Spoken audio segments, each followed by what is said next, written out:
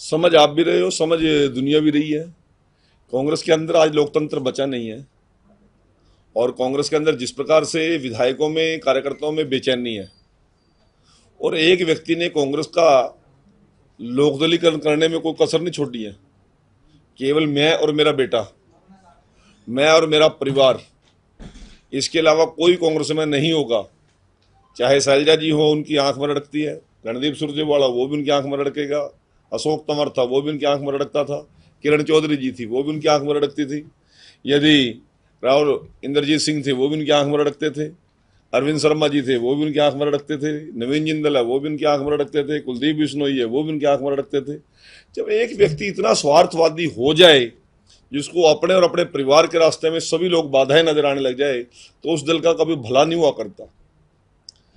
इस चीज़ों से इस 125 साल पुरानी पार्टी का आज किस प्रकार से परिवारवाद के कारण एक लोकदलीकरण हो गया और आज कोई वहाँ पर प्रजातांत्रिक प्रणाली बची नहीं है। आज लगभग 8 महीने 7 महीने के बाद भी उनके पास नेता प्रतिपक्ष नहीं चुना गया।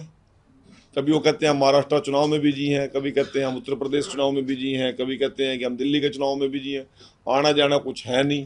कोई एक सीट ना महाराष्ट्र में आई, ना दिल्ली में आई, ना उत्तर प्रदेश में आई, वह खाम में। और आज नेता प्रतिपक्ष क्या होता है, 37 लोगों में से एक आदमी को चुनना है। परंतु जिद इतनी है कि हुड्डा जी बनेंगे तो बनेंगे, बाकी किसी को बनाएंगे नहीं।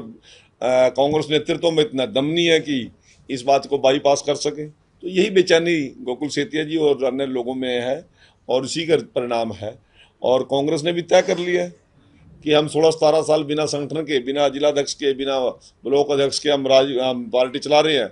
अब नेता प्रतिपक्ष के बिना भी हम 5 साल ऐसे चलाएंगे।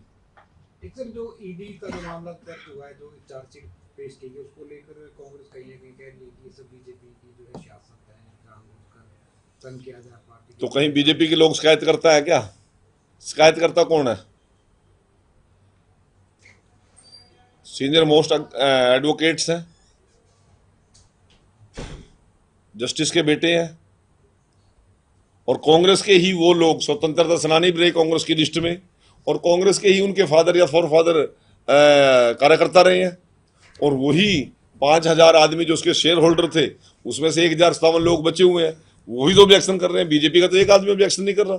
ना बीजेपी का आदमी वहां पर कोई शेयर होल्डर था नेशनल हेराल्ड के अंदर, ना कोई बीजेपी का कार्यकर्ता उसमें था। अरे उन्हीं के लोग शिकायत कर रहे हैं, ईडी को जाके बता रहे हैं कि इन्होंने नेशनल हेराल्ड के नाम पर जो जमीन ली और प्रकाशन के लिए ली, अखबार निकालेंगे, अखबार जन सेवा का एक माध्यम बनाया नेहरू जी ने, परंतु उसी की तीसरी चौथी पीढ़ी कहती है नहीं हम तो कारोबार करेंगे। परंतु कारोबार करने के लिए तो जमीन मोल लेनी चाहिए थी, प्रॉपर्टियां मोल लेनी चाहिए थी। उन्होंने जमीन मोल न लेने के बजाय नेशनल हेराल्ड को बंद करके यंग इंडिया लिमिटेड कंपनी बना दी। प्रॉपर्टी सारी सरकार की दान दी हुई थी। जो शेयर होल्डर थे 1,057 बचे हुए थे, उनसे कोई सलाह मशवरा नहीं किया। और उसमें भी कमाल क्या कर दिया कि 76% तो शेयर दोनों माँ बेटे के हो गए और 24% में खड़गे जी और सारे सुमन दुबे जी एंड सो हो गए। अब एक कंपनी पे कब्जा करना एक परिवार की योजना, और वो कंपनी जिसके पास पूरे देश के अंदर जमीनें थी नेशनल हेराल्ड के नाम पर। अब इतनी बड़ी संपत्ति को हजम करना एक परिवार चाहता था, तो किसी ना किसी को दुख तकलीफ तो होगा ही, किसी ना किसी को तो होगा।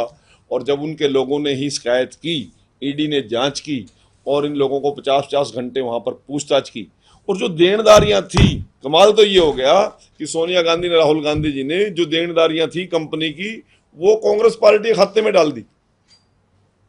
कांग्रेस पार्टी के बजट से वो पैसा जाएगा। और वो जब 50 लाख दे के आगे उन्होंने इतीश्री कर दी कांग्रेस के लोगों ने, तब जाके ईडी का मामला बना है। सभी को पता है, दूध का दूध और पानी का पानी, और हमारे से ज्यादा तो कांग्रेसियों को पता है, परंतु आरोप लगाएंगे मोदी जी पर।